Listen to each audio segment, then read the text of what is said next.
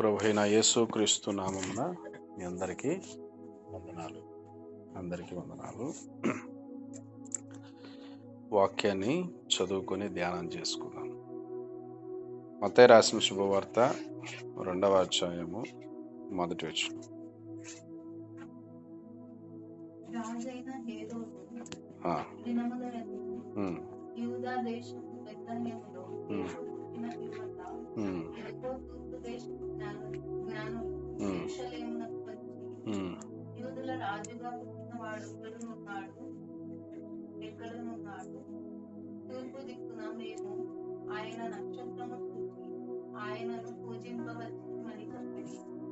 ఇక్కడ యేసు ప్రభు పుట్టినప్పుడు, జన్మించినప్పుడు ఆయన వెతుక్కుంటూ తూర్పు దేశం నుండి కొంతమంది యేసు ప్రభు ఉన్న స్థలానికి ప్రయాణం చేస్తూ వచ్చారు.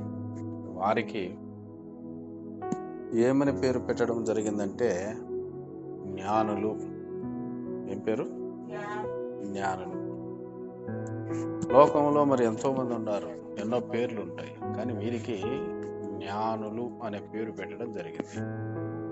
జ్ఞాని అని ఎందుకు వీరికి జ్ఞానులు అనే పేరు వచ్చింది?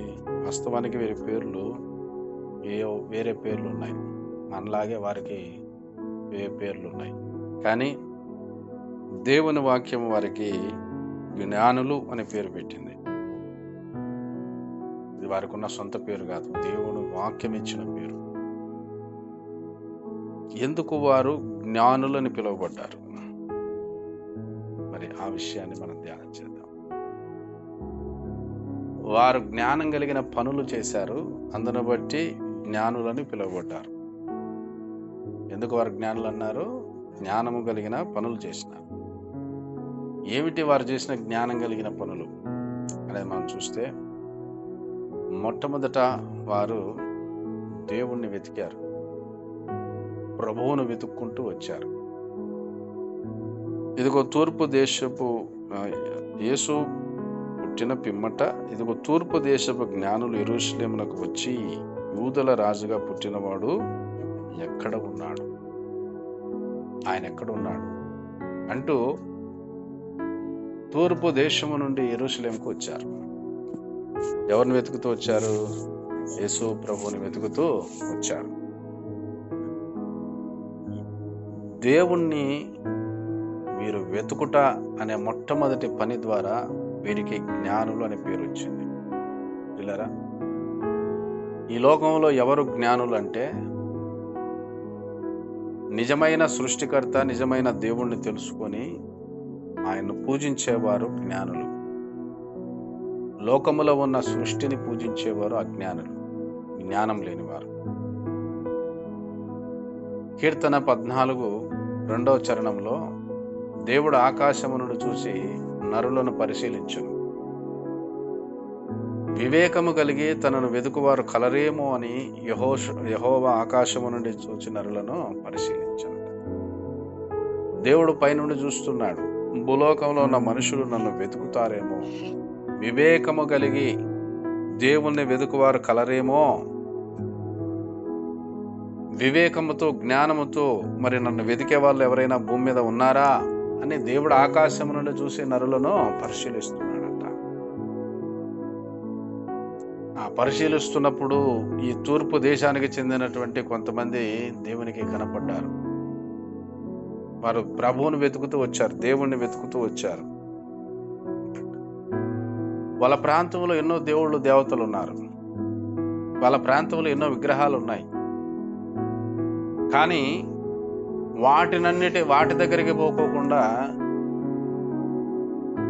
వారు లేఖనాల్లో వాక్యములో చెప్పబడినటువంటి మాటను పట్టుకొని, లోకరక్షకుడు పుట్టినప్పుడు ఆకాశములో ఒక నక్షత్రం ఉదయిస్తుంది అన్నటువంటి లేఖనాన్ని వారు ఆధారం చేసుకొని, యేసు ప్రభు పుట్టినప్పుడు ఆ నక్షత్రం ఉదయించినప్పుడు ఆ నక్షత్రాన్ని బట్టి వాళ్ళు తెలుసుకున్నారు, లోకంలో రక్షకుడు పుట్టాడు, దేవుడు మానవుడిగా వచ్చాడు, ఆయనను పూజించాలి అనుకొని ఆయన ఎక్కడున్నాడు అని వెతుకుతూ వచ్చారు.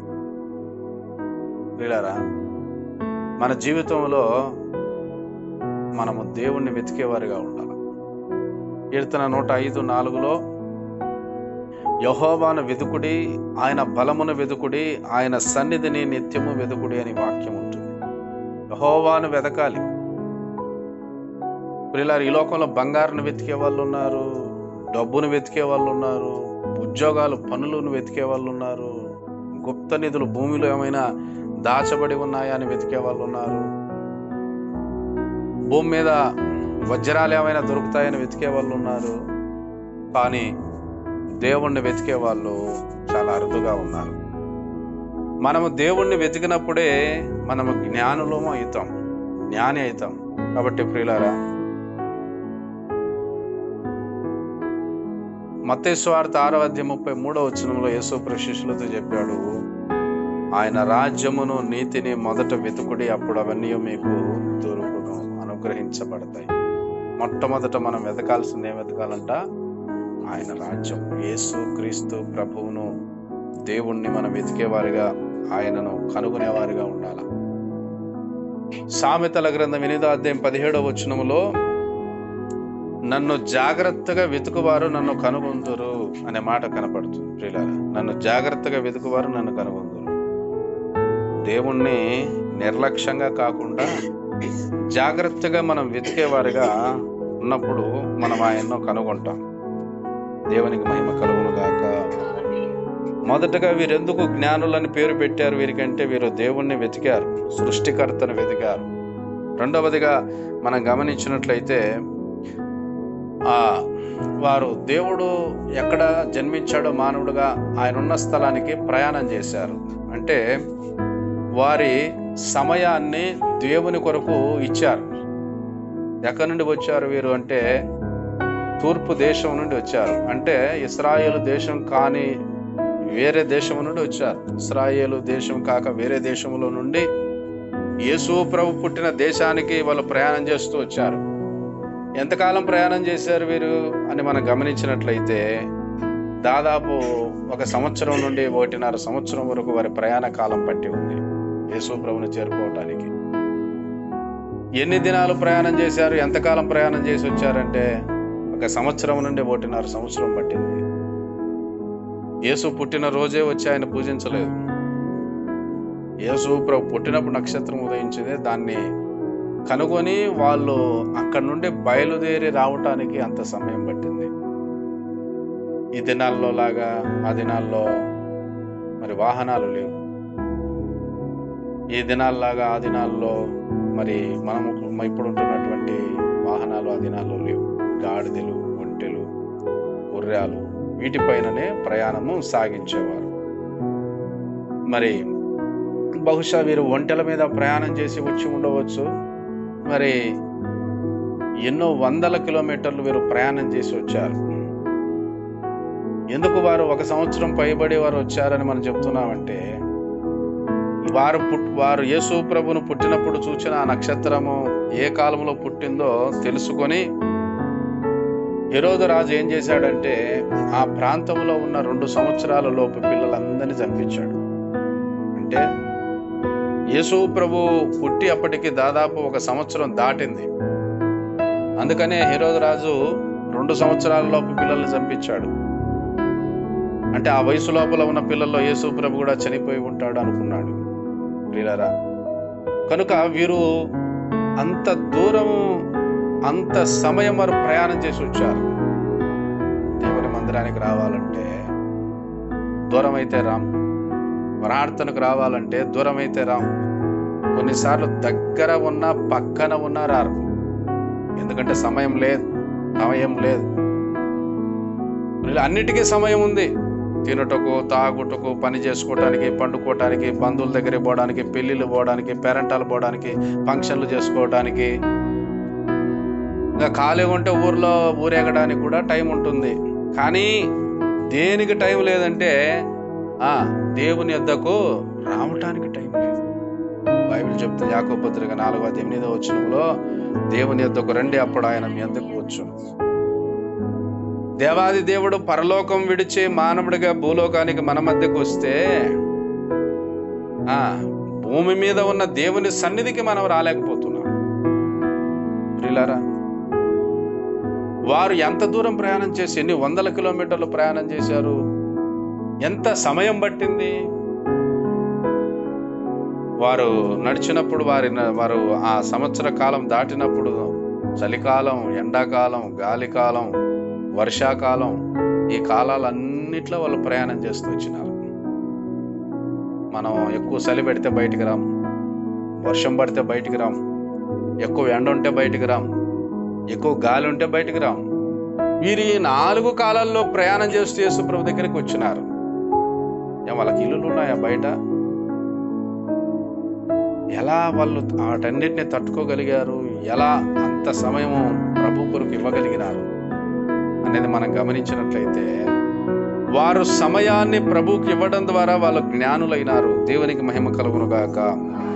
ఎఫెసీయులకు రాసిన పత్రిక 5వ అధ్యాయం 15వ వచనం ప్రకారంగా, దినములు చెడ్డవి గనుక సమయమును పోనీయక సద్వినియోగం చేసుకొనుచు అజ్ఞానుల వలె కాక జ్ఞానుల వలె నడుచుకునుడి. ప్రియులారా, అజ్ఞాని సమయాన్ని పోగొట్టుకుంటాడు. జ్ఞాని అయిన వాడు సమయాన్ని దేవుని కొరకు సద్వినియోగం పరుచుకుంటాడు. ఈ లోకంలో ఎంతో మంది బతుకుతున్నారు. ఎంతమంది దేవుని కొరకు బతుకుతున్నారు? ప్రియులారా, 130 సంవత్సరాలు కలిగిన యాకోబు ఫరో ఎదుట నిలబడినప్పుడు ఫరో అడిగాడు, నీ వయసు ఎంత అంటే, నాకు 130 సంవత్సరాలు. అయితే ఎలా ఉన్నాయంటే అవన్నీ దుఃఖ సహితంగాను కొంచెముగా ఉన్నాయి. 130 ఏండ్లు బతికినాయన, నేను చాలా ఏండ్లు బతికినానని చెప్పడంలే. ఎలా ఉన్నాయంట? కొంచెంగా ఉన్నాయి. నిన్న మొన్న. అందుకే మనిషి జీవితాన్ని 3 నాళ్ళ ముచ్చట. ఎన్నాళ్ళ ముచ్చట? నిన్న పుట్టినాడు, ఈరోజు పెరిగినాడు, రేపు చస్తాడు.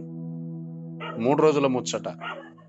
అందుకని ఒక పాట రాశారు, 3 నాళ్ళ ముచ్చట కోసం ఈ మనిషి పడే తపన చూడరా.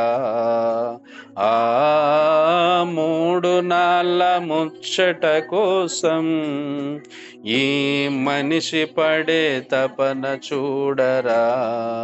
దేవునికి మహిమ కలుగును గాక. 3 రోజుల ముచ్చట, 3 నాళ్ళ జీవితం. అయితే దేని కొరకు మనం ఖర్చు పెడుతున్న మన సమయాన్ని, మన సంవత్సరాలను, మన ఆయుష్ను అనేది మనం పరిశీలించుకోవాలి. దేవుని కొరకు మన సమయాన్ని, మన ఆయుష్ను దేవుని కొరకు కేటాయించినట్లయితే, సమర్పించుకున్నట్లయితే నిజంగా మనం జ్ఞానులం. మామూలు జ్ఞానులుగా, మహాజ్ఞానులం. ప్రభునందు ప్రియులారా, దేవునికి మహిమ కలుగును గాక. సమయాన్ని దేవునికి మనం ఇచ్చేవారిగా ఉండాలి. మనం కొన్నిసార్లు ప్రార్థనలో కూర్చుంటే గంట సేపు కంటే ఎక్కువసేపు కూర్చోలేం. ఎందుకంటే మన నడుములు, ఒళ్ళు సహకరించదు. 10 నుంచి సాయంత్రం ఎండలో పని చేయి, ఒళ్ళు వంగుతుంది, మనం వంచుతాం. కానీ దేవుని సన్నిధిలో కూర్చునేసరికి గంటకు మించిపోతే మనం పక్క చూపులు చూస్తూ ఉంటాం, గడియారం కల్లా చూస్తూ ఉంటాం, ఎప్పుడెప్పుడు అయిపోతుందా, పోవాలా అని. కానీ మనము సమయము దేవునికి ఇచ్చుట అనేది చాలా ప్రాముఖ్యమైనది. ప్రియులారా, సినిమాకు పోవాలంటే 1 గంట ముందు పోతారు. ఆ సినిమాలో అయిపోయే వరకు, ఆఖరి రీల్ వరకు, ఆఖరి బొమ్మ వరకు కూర్చుంటారు. ఏం చూస్తావులే కానీ మధ్యలో రారు. పోయేకి 1 గంట, మళ్ళీ ఇంటికి వచ్చే గంట, ఆడ సినిమా హాల్లో 2.5 గంట. ఎన్ని గంటలు? 4.5 గంట సంతోషంగా డబ్బులు ఖర్చు పెట్టి వ్యర్థమైన దాని కొరకు దేవుని ఇస్తా ఉన్నారు. కానీ దేవుని కొరకు అదే సమయం ఇవ్వాలంటే మనసు రాదు. కనుక మనం జ్ఞానులు ఎప్పుడవుతామంటే, వీరు జ్ఞానులు ఎందుకైనారంటే వీరు సమయాన్ని ఇచ్చారు దేవునికి.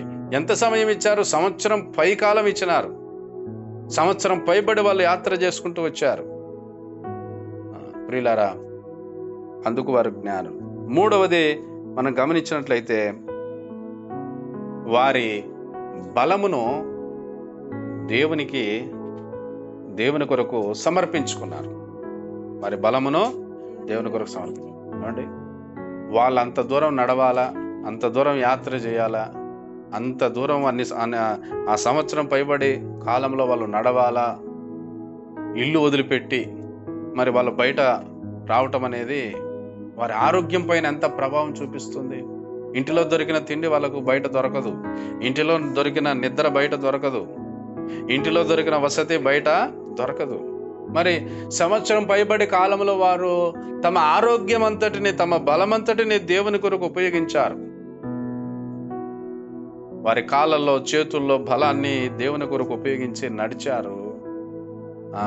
మరి వారికి ఉన్న ఆరోగ్యాన్ని దేవుని కొరకు ఉపయోగించారు. ప్రియులారా, దేవుడు మనకు చక్కగా కాళ్ళు చేతులు ఇచ్చాడు, చక్కగా మనిషికి మాత్రమే పనిచేసే జ్ఞానం. ఏనుగులు ఒంటెలు ఉన్నాయి, వేటికి కూడా ఒక ఏనుగుతో ఒంటెతో ఒక ఇల్లు కట్టమంటే కట్టలేదు. చెట్లు ఆకులు మేయమంటే మేచాయి, కానీ ఒక ఇల్లు కట్టమంటే ఏనుగు కడుతుందా? సింహం కడుతుందా? ఒంటె కడుతుందా? ఎవరు కడతాడు ఇల్లు? ఎందుకు మనిషికి కడతాడు? మనిషికి దేవుడు ఆ జ్ఞానం ఇచ్చినాడు. కాళ్ళు చేతులు వేయకోకుండా అవి మాత్రమే కాకుండా జ్ఞానం కూడా ఇచ్చాడు. ఆ జ్ఞానంతో పని చేసుకోవటానికి ఈ లోకములో పనిచేసే ఒకే ఒక జ్ఞానం గలవాడు మనిషి మాత్రమే. ప్రియులారా, మనం బ్రతుకుట కోసం ఎంతో పని చేస్తున్నాం. లోకంలో సామెత ఉంది, కూటి కొరకు కోటి విద్యలు.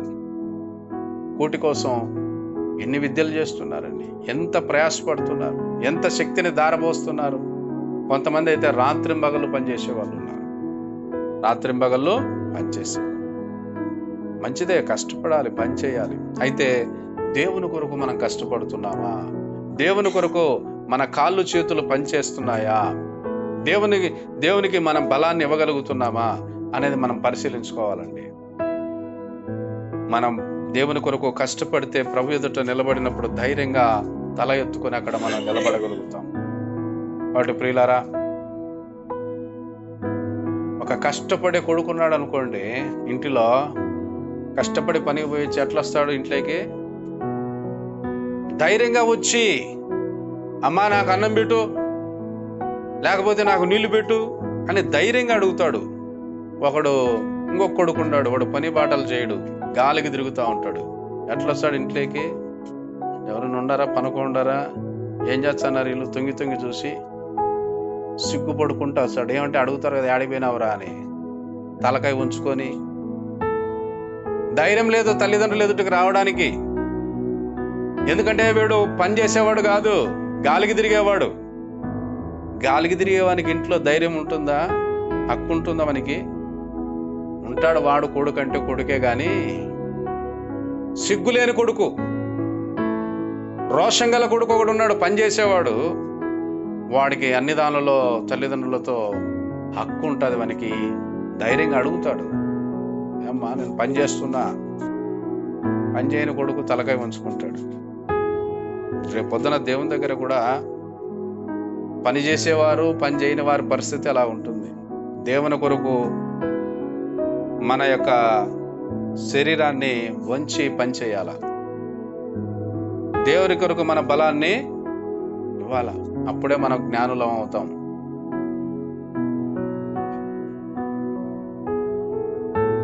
ఎన్ని విషయాలు విన్నాం? 3. 4వది మనం చూసినట్లయితే వీరెందుకు జ్ఞానులయ్యారు అనేది చూస్తే, వారికి ఉన్నటువంటి ధనమును ప్రభువుకు సమర్పించారు. యేసు ప్రభు దగ్గరికి వచ్చారు, ఒట్టి చేతులతో రాలేదు. ఏం చేశారు వాళ్ళు? బంగారమును, సాంబ్రాణిని, బోలమును కానుకలుగా సమర్పించారు. అంటే ఒట్టి చేతులతో కాక వారికి ఉన్న దానితో ఆ కానుక తీసుకొచ్చారు. అంటే బంగారును తీసుకొచ్చారు, బోలమును తీసుకొచ్చారు, సాంబ్రాన్ని తీసుకొచ్చారు. 3టికి 3 అర్థాలు ఉన్నాయి. కానీ ఇక్కడ మనకు ప్రాముఖ్యమైనది ఏంటంటే, వారికి ఉన్నదాన్ని ప్రభు కొరకు ఖర్చు చేశారు. ఈ లోకంలో ఎంతో మంది సంపాదిస్తున్నారు. యేసు ప్రభు నాడు ఒకడు లోకమంతా సంపాదించుకుని తన ప్రాణం పోగొట్టుకుంటే వానికి ఏం ప్రయోజనం?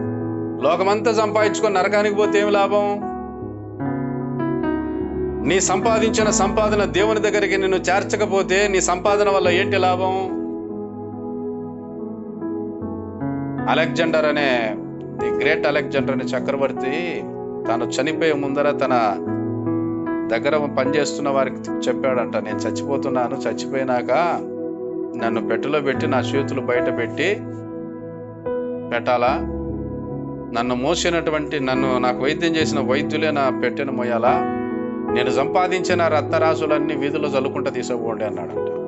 ఎందుకు ఎలా చెప్తున్నావంటే, నేను ఈ లోకంలో అంత సంపాదించాను కానీ ఇప్పుడు నేను పోతున్నప్పుడు ఏమి తీసుకొని పోలేకపోతున్నా, అందుకే నా చేతులు బయట పెట్టే ఖాళీ చేతులు అందరికీ కనపడాలా. రెండోది, నాకు ఎంతో వైద్యం చేసిన వైద్యులు కూడా నా ప్రాణాన్ని కాపాడలేకపోతున్నారు, వైద్యులు కూడా రక్షించలేరు, దేవుడే ఒక మనిషి ప్రాణాన్ని కాపాడాలా, అది మనం తెలుసుకోవాలా. కాబట్టి వైద్యులే పెట్టెను మోయాలన్నాడు. మూడవది, నేను సంపాదించినవన్నీ చల్లుకుంటా తీసుకోమన్నాడు.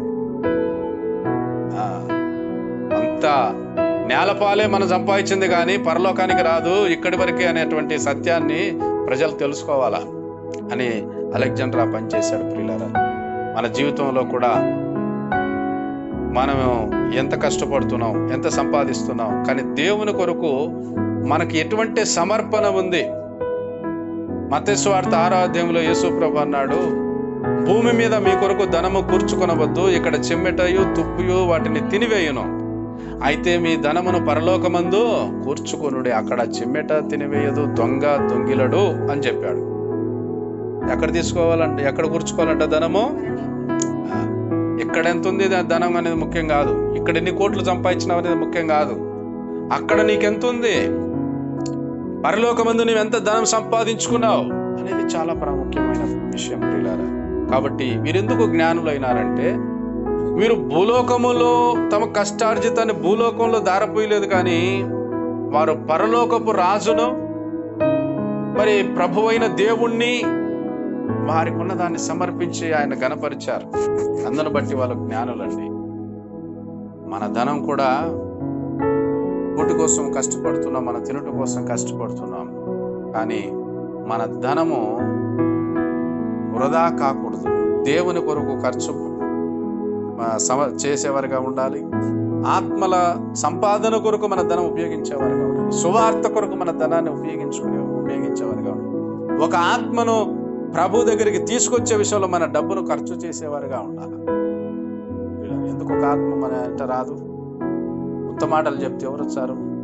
ఏదన్నా చెయ్యి, పడిపోయినప్పుడు పోయి పరామర్శించు, ఒక పండు, ఒక బ్రెడ్, నీలో దేవుని ప్రేమను చూస్తారు.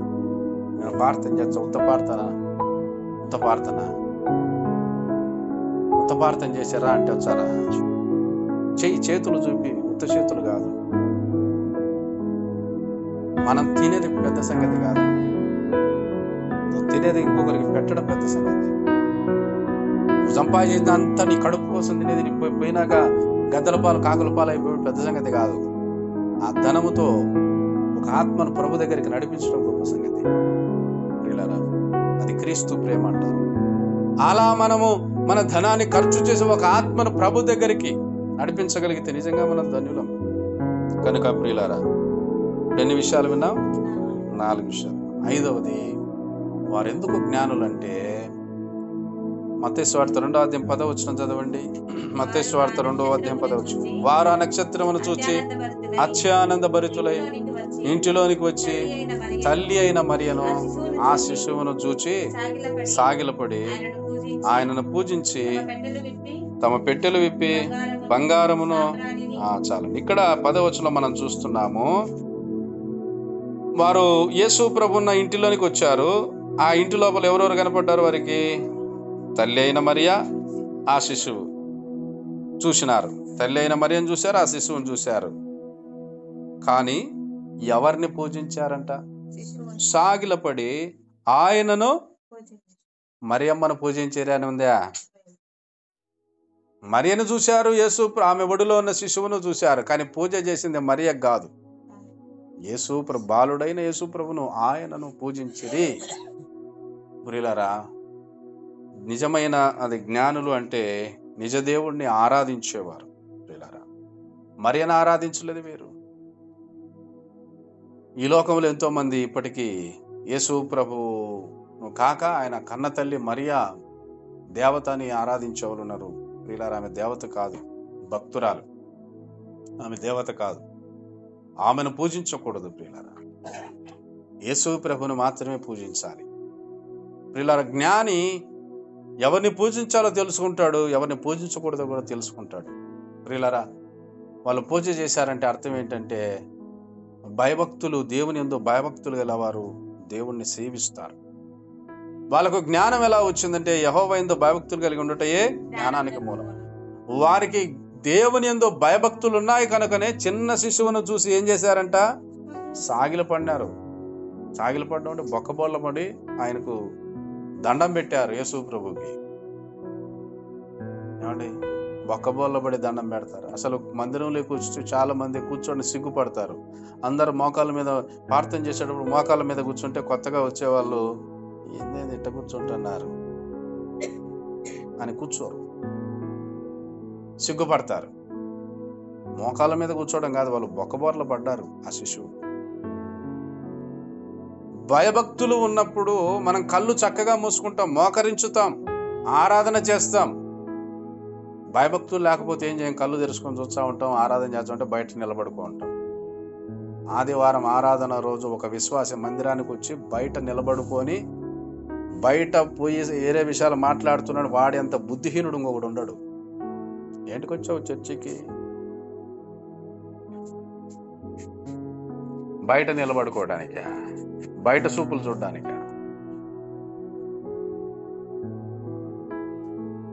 దేవుని సన్నిధిలో కూర్చొని భయభక్తులు కలిగి కన్నులు మూసుకొని ఆరాధన చేసేటప్పుడు, ప్రార్థన చేసేటప్పుడు ఏకీభవించటానికి, పాటలు పాడుతున్నప్పుడు నీవు కూడా నోరు విప్పి పాడటానికి, ప్రార్థన చేస్తున్నప్పుడు నీవు కూడా ప్రార్థన చేయటానికి, ఆరాధన చేస్తున్నప్పుడు నీవు కూడా ఆరాధన చేయటానికి దేవుని మందిరానికి వచ్చాం పోవాలి.